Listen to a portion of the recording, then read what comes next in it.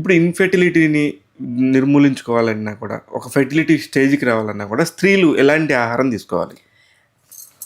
మేజర్గా అండి మన ఇంట్లో ఉండేవే నేను చెప్తానండి. అశ్వగంధ, శతావరి అనేది ఆస్పరాగస్ అంటామండి. ఓకే. ఫారినర్స్ దాన్ని సూప్ కింద, కూర కింద కూడా వండుకొని తీసుకుంటారు.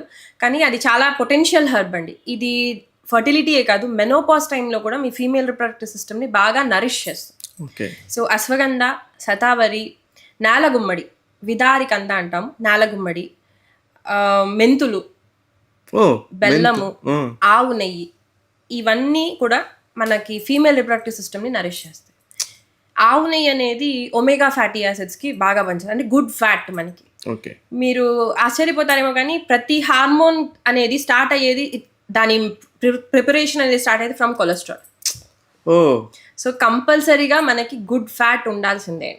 అసలు కొలెస్ట్రాల్ నుంచే మన హార్మోన్స్, టెస్టోస్టెరాన్, ఫ్యాటే లేకుండా ట్రై చేద్దామని మన వాళ్ళు జనాలు ట్రై చేస్తున్నారు. మీరు ఇందాక నన్ను అడిగారండి అండర్ వెయిట్ ఎందుకు ఇష్యూ అంటే, ఇలా కూడా ఇష్యూ అండి. ఎందుకంటే వీ నీడ్ గుడ్ ఫ్యాట్. ఆ గుడ్ ఫ్యాట్ నుంచే, అసలు కొలెస్ట్రాల్ నుంచే మనకి హార్మోన్స్ అనేది స్టార్ట్ అవుతాయి, ప్రొడక్షన్ కానీ దాని ప్రిపరేషన్, దాన్ని చేంజ్ అవ్వకుండా వెళ్తాయి. సో గుడ్ ఫ్యాట్ అనేది కంపల్సరీ సప్లిమెంట్ ఆర్ కంపల్సరీ మనకి బోత్ మేల్ అండ్ ఫీమేల్.